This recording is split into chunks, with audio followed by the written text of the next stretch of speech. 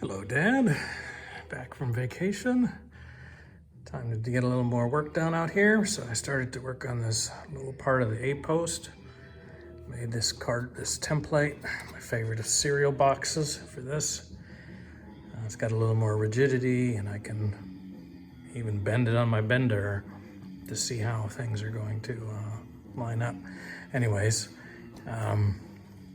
this piece, this A-pillar it's got a straight bend down here, and then there's a curved bend along here, and that curve bend, probably when you bend this, will create the curve, the vertical sweep of this panel. I can't imagine that they did any shrinking or stretching on this. It's just the curve is the natural part of just following this line here. So when you do that, the rest comes out. So I have a few bends in here to do, but here it is all. I managed to put this, flattened it out and cut out some 14 gauge, which is a little hard to work with, but I'll show you what I got with that. Okay, this is what I've got so far. There we go. So there's a piece of 14 gauge. Like I said, this piece down here is a straight bend. So I actually did that on my Harbor Freight bender. It can handle a short stretch of 14 gauge like this. I had to go put it in twice in both directions so I can get a crisper bend. But I was able to sort of get a handle on how much overlap I need to get what I was looking for. After that, I had this curved bend that needs to happen. So I did that on my bead roller. Essentially, I've rolled it through here a few times. You know, let's see, I probably have run it through here maybe at least a half a dozen times maybe. And I grab it with a wrench or with my power pliers on this side and apply pressure as I go across there. And you can see that there's some curvature to that, some shape to that. That comes as a natural consequence of following this line. When you follow that line, you can see it's not straight, and so when the panel responds, you know, it's not doing any stretching along here, so it's trying to find the least stressed position, which is going to be a curve when we do that. So I don't have it all the way yet. I need to go closer to 90, and I'll just run that through this wheel a few times, and I'll get that close. Overall, this looks okay. And so you can see here it is. You know, I have some more bends to do and various other flanges that need to come out of that, but I'm on my way. These are the two things that I was the most concerned about. I'm hoping I'll be able to make some of these other bends on the bender and simplify things a little bit. But if not, it's not a big deal. These can all be just sort of worked by hand with a hammer. So anyways, that was the two biggest ones, and I was really the most worried about that curvature. And you can see that lines up pretty well. So you don't have to do anything fancy here. Just follow the line of the inside of this. So I just drew a line with a Sharpie, just sort of at a 45-degree angle through here when I made my cardboard template, and that gets you something that looks pretty good. So, all right, I'll keep working on this, and I'll bring you up to speed when it's a little closer to being done. Talk to you later. Bye. Okay, there, Dad. Here we go. This is 2.5 hours of work or so. This 14 gauge stuff is tough stuff, but I'm starting to learn how to work with it a little bit. So it's mostly fits just fine. You can see the curvature looks okay. It's just sitting on top, so everything is off kilter a little bit. So I think I'll probably be leaving it like this.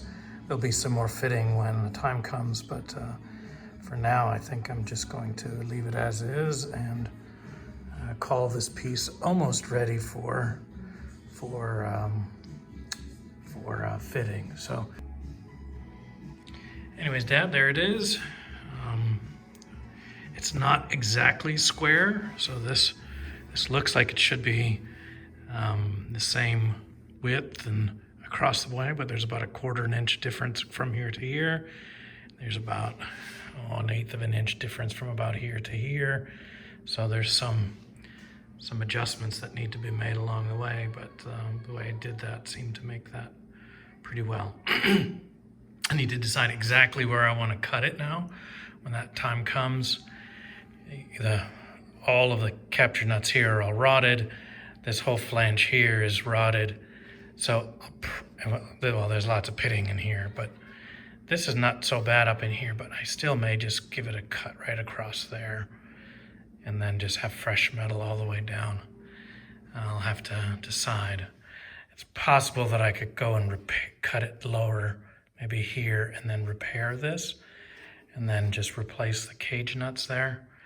So I'm just gonna think a little bit about that, but I have the whole piece now, regardless, and I can basically pick the very best place to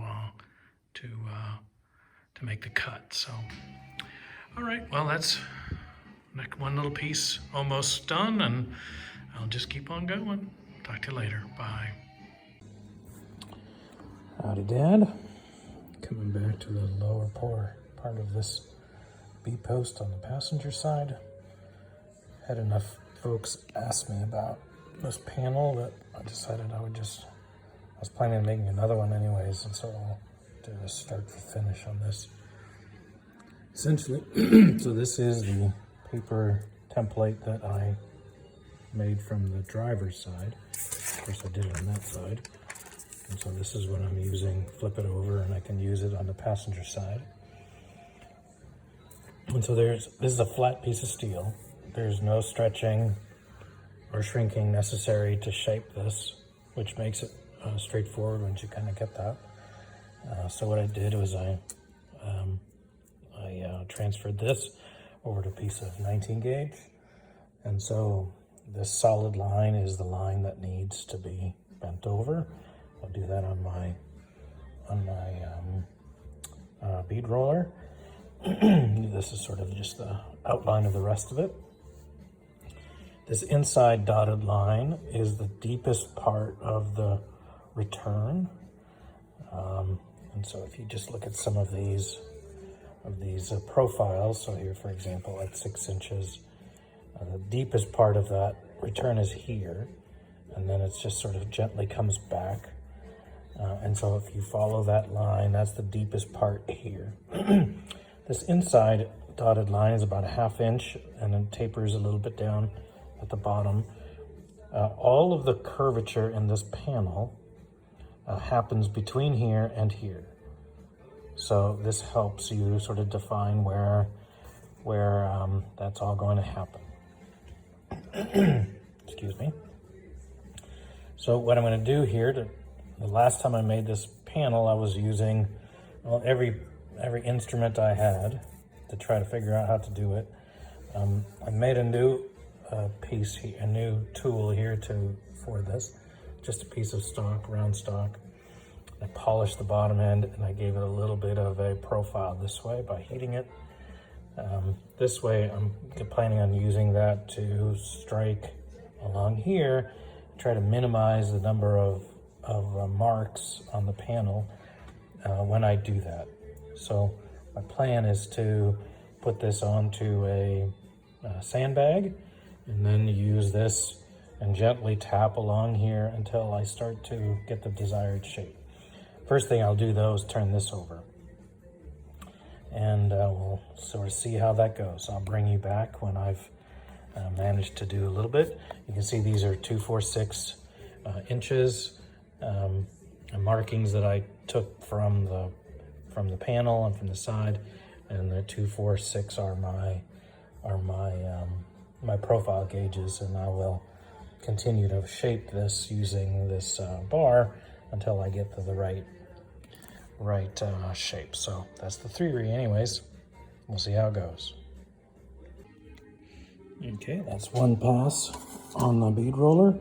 Like I did the very first time, I just used a wide bead roller on here to give me a little bit of a broader turn on that, and I just followed that line, transferred it over to the back side just by taking the paper template again and flipping it over, so that's easy to do.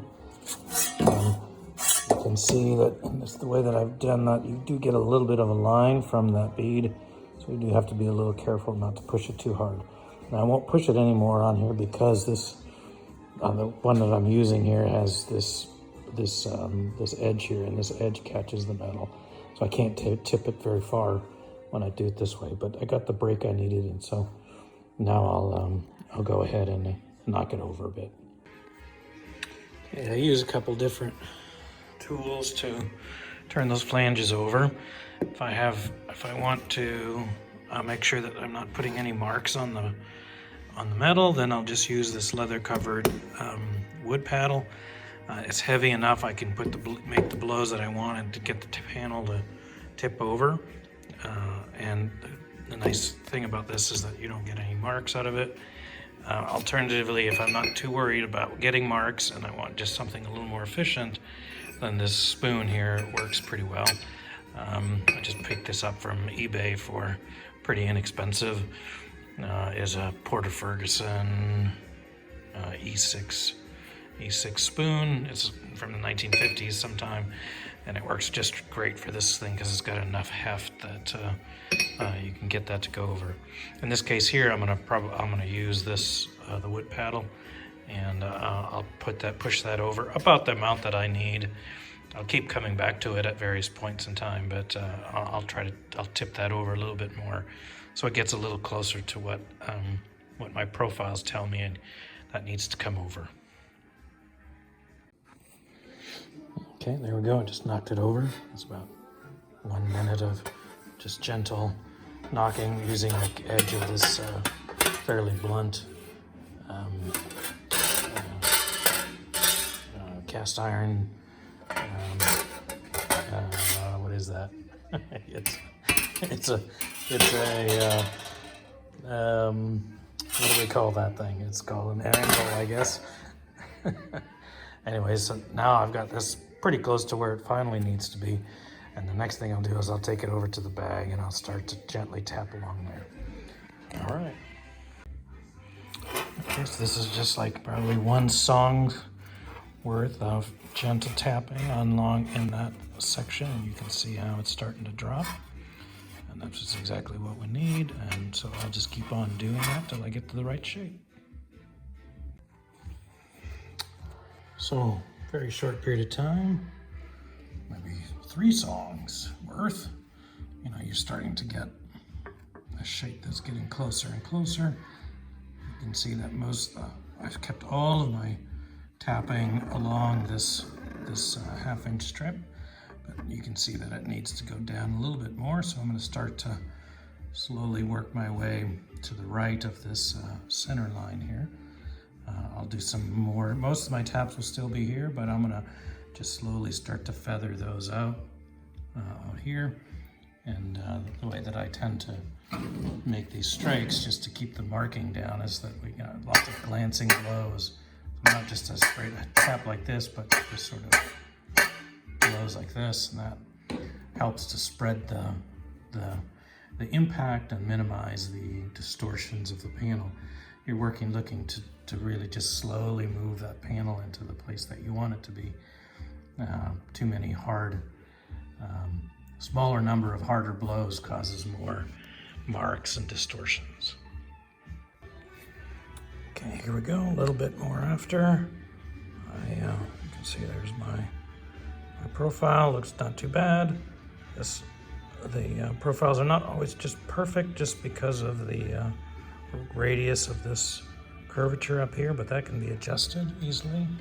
So here's the 2 inches there. That doesn't look too bad. It's a little off on the right, but this can be pushed down quite straightforwardly. Let's see, here's the 6. That doesn't look too bad there. It's a little off right at the top here where this thing turns over, but I'll double check that on the panel, and I'll get the paper template and make sure that that's all looking okay. But you can see that's probably, once I had it all cut and measured it, it probably took me a half an hour to do this. So it really isn't, because there's no stretching and shrinking, it all just sort of goes into place as you tap it. This panel really is not as difficult to form as one would think. Once this is, now that I have mostly in shape here, I'll need to figure out how much space I need down in here because it needs to fold over. The same thing happens here. This vertical follows along there. So I need to find that exact spot and then start moving that down. You can see there's the old one that I made and there's the new one. And I made this a little bit bigger than what I need, but ultimately, I can trim that exactly as I need. So that panel is not so hard to make, and just need a few strategies, and knowing that there's no shrinking or stretching needed makes this pretty doable in not so long time. So all you need to do is do a gentle tapping along here with that little tool I made.